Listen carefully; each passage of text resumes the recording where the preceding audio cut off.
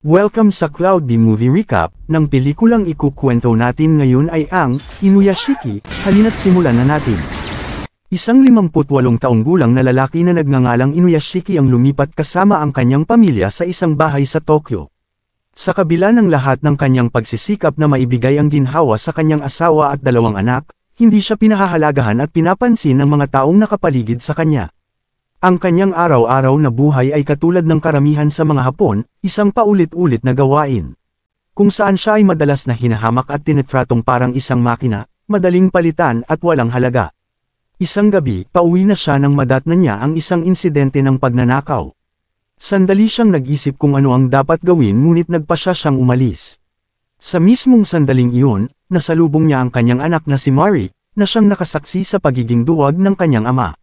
Lalong pinagtibay nito ang mababang pagtingin ng dalaga sa kanya. Habang nakaupo si Inuyashiki sa labas ng kanilang bahay, nagmumuni-muni tungkol sa buhay, napansin niyang may isang aso na pumasok sa gate at lumapit sa kanya. Nakita niyang may sulat sa kwelyo nito na nagsasaad na ang pangalan ng aso ay Hanako at humihiling sa sinumang makakita na alagaan ito. Sa sandaling iyon, dumating ang kanyang asawang si Marie, at balak sanang sabihin ni Inuyashiki na mayroon na silang bagong miyembro ng pamilya. Ngunit bago pa man siya makapagsalita, inutusan siya ng babae na paalisan ang aso. Kinabukasan, habang nasa klinika, nalaman ni Inuyashiki mula sa doktor na mayroon siyang kanser at kumalat na ito sa buong katawan.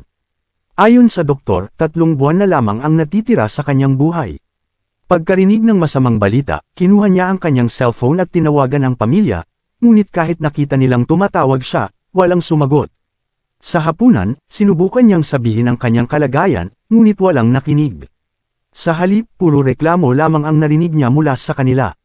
Tinanong ni Marie kung bakit nandoon pa rin ang aso at inutusan siyang paalisan ito agad. Wala siyang nagawa kundi sundin ang utos.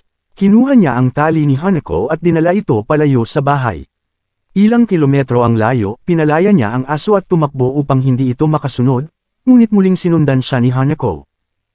Doon siya nagsisi sa kanyang ginawa at humingi ng tawad sa hayop. Ilang sandali pa, napansin niyang may batang nakaupo sa bangko malapit sa kanya.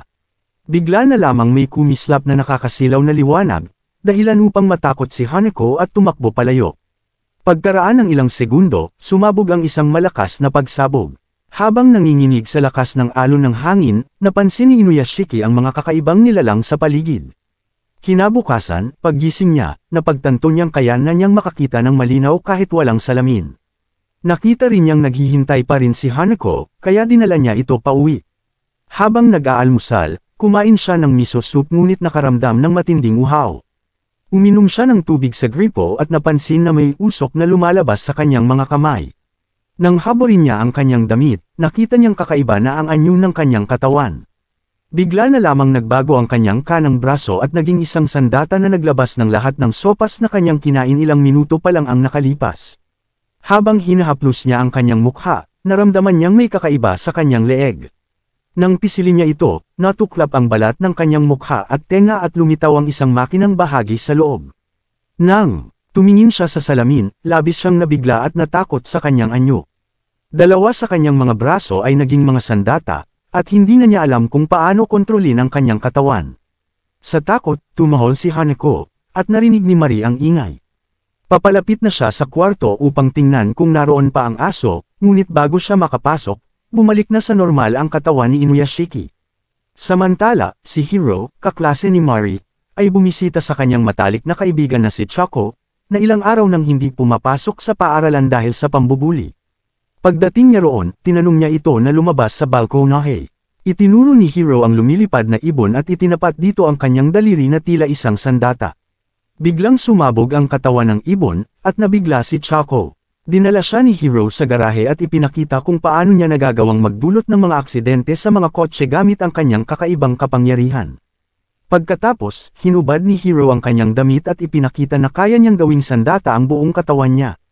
Tinawag niya ang sarili niyang superhero, at naniniwalang hindi na siya isang tao. Habang hindi pa rin nauunawaan ni Inuyashiki ang kanyang mga kakayahan, iniisip niyang siya ay isang halimaw. Hindi niya alam kung totoo ang lahat o isang guni-guni lamang. Lalong sumama ang kanyang pakiramdam nang mawalan siya ng trabaho noong araw na iyon, hindi niya alam kung paano babayaran ang utang sa bahay, at nanganganib na ang kapakanan ng kanyang pamilya. Sa pag-uwi niya, nakakita siya ng sugatang kalapati sa lupa. Pinulot niya ito, at laking gulat niya nang makita niyang gumaling ang ibon matapos niyang hawakan ito. Doon niya natuklasan na kaya rin niyang magpagaling. Bigla niyang narinig ang boses ng isang babae na umiiyak, humihingi ng tulong sa doktor para sa kanyang 10 taong gulang na anak. Napagtanto niyang nagmumula ito sa pinakamalapit na ospital, kaya agad siyang tumakbo roon. Pagpasok niya sa silid, nakita niya ang isang batang lalaki na nakarete sa kama, nakasalalay ang buhay sa isang makina. Nang tumingin siya rito, automatikong nakita ng kanyang sistema ang sanhi ng sakit, at hinawakan niya ang mukha ng bata upang pagalingin ito. Ilang sandali lang, gumaling ang bata at nagmulat ng mga mata. Pumasok ang ina at nagulat sa kanyang nakita, tinawag ang doktor, ngunit napasigaw sa tuwa nang makita ang anak na bumangon at niyakap siya. Umalis si Inuyashiki na may ngiti sa labi, hindi na niya matindaan kung kailan siya huling nakadama ng ganoong kaligayahan.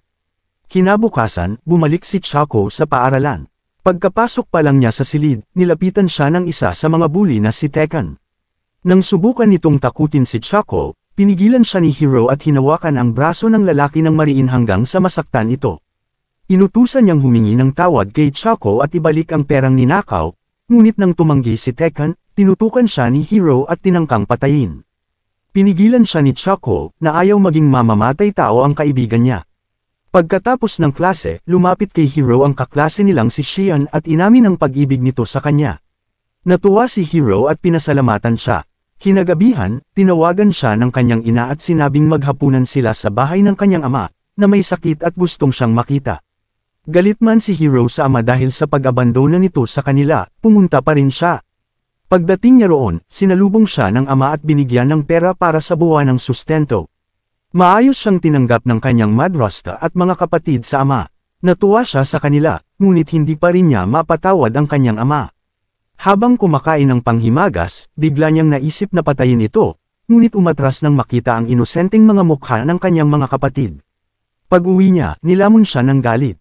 Pumasok siya sa bahay ng ibang tao sa kanilang lugar at walang pag-aalinlangang pinatay ang mag-asawang naroon. Habang nagpapagaling si Inuyashiki ng mga bata sa ospital, narinig niya ang sigaw ng isang babae at dali-daling tumakbo roon. Naabutan niyang patay na ang babae, at natagpuan niya si Hiro sa silid kasama ang mga bangkay ng mga magulang. Tinangkang pigilan ni Inuyashiki ang binata, ngunit binaril siya nito at tumilapon siya sa lakas ng tama. Makaraan ng ilang sandali, bumangon si Inuyashiki at hinanap si Hiro, ngunit nakatakas na ito. Lumabas sa mga balita ang karumal-dumal na krimen sa lungsod ng Shofo, kung saan buong pamilya ang pinatay. Ayon sa pulisya, baril ang ginamit ngunit walang natagpo ang bala. Nang magkita silang muli ni Chako, tinanong ng binata kung siya ang may kagagawan. Inamin ito ni Hiro at sinabing hindi na siya tao kundi isang Diyos. Natakot si Chako at sinabi sa kanya na huwag na siyang magpakita muli. Pag-uwi ni Hiro, sinabi ng kanyang ina na sa susunod na buwan ay dapat na siyang lumipat sa bahay ng kanyang ama. Nang tanungin niya kung bakit, inamin ng babae na may kanser siya at malapit ng mamatay. Niyakap ni Hiro ang kanyang ina at nangakong hindi niya ito pababayaan. Kinagabihan, habang nagdadalamati si Inuyashiki dahil sa pagkawalan ng kanyang trabaho at sa kawalan ng kakayahang suportahan ang kanyang pamilya, narinig niya ang sigaw ni Chako na humihingi ng tulong. Ipinapanalangin ng bata sa Diyos na pigilan ang kanyang kaibigan at itigil ang pagpatay nito. Dahil sa sigaw ng tulong na iyon, kinuha ni Inuyashiki si Hanako at lumipad patungo sa parke kung saan naroon si Chako. Determinado siyang gamitin ang kanyang bagong taglay na kapangyarihan upang protektahan ang mga tao. Nang matagpuan niya ang bata, ipinaliwanag ng lalaki ang nangyari noong gabing sabay silang nabigyan ni Hiro ng kakaibang kapangyarihan. Sinabi ni Inuyashiki na nakaupo ang binata sa bangko malapit sa kanya noong naganap ang pagsabog, at pagkamulat nila ay nagbago na ang kanilang mga katawan. Tinanong ni Chako kung mayroon bang kahinaan si Inuyashiki na maaaring gamitin upang talunin si Hiro dahil magkapareho sila, ngunit sinabi ng matanda na hanggang ngayon, tanging miso soup lamang ang kahinaan niya dahil tuwing kakain siya nito, automatikong inilalabas ito ng kanyang katawan. Simula noon, nagpa siya si Chako na sanayin si Inuyashiki na labanan si Hiro. Itinuro niya ang lahat ng mga nakita niyang galaw at kakayahan ng kanyang dating kaibigan. Ang unang aralin ay kung paano barilin ang isang lata ng kape gamit ang daliri. Ilang beses siyang nagkamali ngunit kalaunan ay nakasanayan din niya ito. Nang mapagod, uminom siya ng tubig ngunit agad niya itong inilabas. Habang binabasa ang etikete ng inumin, natuklasan ni Chaco na iyon pala ay isotonic drink na may halong asin, katulad ng miso soup. Dahil dito, napagpasyahan niyang hindi natutunaw ng katawan ni Inuyashiki ang sodium. Pagkalipas ng ilang araw matapos matuklasan ang karamdaman ng kanyang ina, sinamahan ni Hiro ang kanyang ina sa doktor. Doon nila nalaman na sa himala, nawala ang lahat ng malignant cells sa katawan ng babae at tuluyan na siyang gumaling. Habang masayang naglalakad pauwi, nilapitan sila ng mga pulis na nais siyang imbestigahan tungkol sa pagpatay sa isang pamilya sa Shofu City. Sa takot na maaresto, tumakbo si Hiro at hinabol ng mga pulis. Sa kanyang pagtakas, napatay niya ang 3 alagad ng batas. Sa kabila ng maraming armado at sinanay na pulis na humahabol, nakatakas pa rin siya. Ilang oras matapos ang insidente, naglabas ng babala ang mga balita tungkol kay Hiro Shishigami na tumakas. Kinabukasan, matapos ang klase, nakasalubong ni Shion si Hiro at inimbitahan itong tumuloy sa kanilang bahay. Samantala, habang pauwi si Mari, napansin niya si Chaco na lumalabas sa istasyon ng tren kasama ang kanyang ama. Nang tanungin niya kung paano sila nagkakilala, nagsinungaling si Chaco at sinabing nakilala niya ito sa isang online game. Habang nanunood ng telebisyon, nadiskubre ni Hiro na simula nang siya'y tumakas, hindi na tinantanan ng media ang kanyang ina. Araw-araw siyang ginugulo ng mga mamamahayag na nagsasabi ng masasamang bagay at sinisisi siya sa mga krimeng ginawa ng anak. Makalipas ang ilang sandali, nalaman ni Hiro na hindi na nakayanan ng kanyang ina ang presyon at nagpakamatay ito. Habang nagbubukas siya ng mga usapan sa internet, nakita niya ang isang chat kung saan pinag-uusapan ng mga tao ang nangyari. Nakita niya ang mensahe ng isang lalaki na umamin na siya ang nagbigay ng tirahan ng kanyang ina sa media. Marami pa ang bumati sa taong iyon at pinuri siya. Sa galit, lumitaw si Hiro sa screen ng lalaki at, sa halip na matakot, natuwa pa itong makita ang sikat na Hiro. Ngunit saglit lang iyon, itinutok ni Hiro ang daliri sa screen at binaril ang lalaki hanggang sa mamatay. Ginawa rin niya ito sa lahat ng taong kasali sa chat na sumang-ayon sa ginawa ng lalaki. Dahil dito, nagdulot siya ng malaking kaguluhan sa mga awtoridad sa Tokyo. Nang sumapit ang hating gabi, lumapit si Shion kay Hiro upang kausapin siya. Inamin ng binata na siya nga ang pumatay sa pamilya. Tumanggi ang dalaga na maniwala, kaya ipinakita ni Hiro ang kanyang braso na nagiging bakal, saka siya dinala sa himpapawid. Habang lumilipad, naiyak si Shion para sa mga biktima ni Hiro. Ayon sa kanya, may mga pangarap din at minamahal ang mga iyon. Sa kabila ng lahat, pinili niyang manatili sa tabi ni Hiro, at nangako naman ito na hindi niya siya iiwan. Pagbalik nila sa bahay, habang bumabangon si Shion upang uminom ng tubig sa gitna ng gabi, biglang sinalakay ng mga armado ang bahay. Sumigaw si Shion upang ipagtanggol si Hiro at sinabihan itong tumakas, ngunit niyakap siya ng binata at itinumba sa sahig upang protektahan. Binomba ng bala ang buong silid at, sa kabila ng kanyang pagtatanggol, napatay ang kanyang lola at si Shion mismo ay tinamaan din. Walang magawa si Hiro kundi tumakas, dala ang matinding galit at pagnanais ng paghihiganti. Kinabukasan, pinakiusapan ni Inuyashiki ang kanyang pamilya na manatili sa bahay at huwag gumamit ng cellphone o computer dahil iyon ang bagong paraan ni Hiro ng pag-atake. Ngunit tulad ng dati, binaliwala siya ng mga ito. Ilang oras matapos nito, lumitaw si Hiro sa mga higanteng screen ng lungsod at ipinahayag ang nangyari noong nakaraang gabi, ang pag-atake ng mga pulis na pumatay sa isang matandang babae at isang estudyante. Sinabi niyang idineklara ng mga awtoridad ang giyera laban sa kanya, kaya siya naman ngayon ang magdedeklara ng giyera laban sa Japan, na magtatapos lamang kapag lahat ay patay na. Ipinutok niya ang kanyang mga bala sa mga taong nasa lansangan. Habang nagsasanay kasama si Chaco, narinig ni Inuyashiki ang mga sigaw ng mga tao at agad na nagtungo roon upang tumulong. Pinutol niya ang transmisyon ni Hiro at pinalitan ito ng mensahe ni Chaco na humihiling sa lahat ng tao na patayin ang kanilang mga screen at umiwas sa anumang aparato. Dahil dito, nagpadala si Hiro ng mga missile upang sirain ang mga higanteng screen at bombahin ang mga gusali, kabilang ang pinuntahan ni Mari.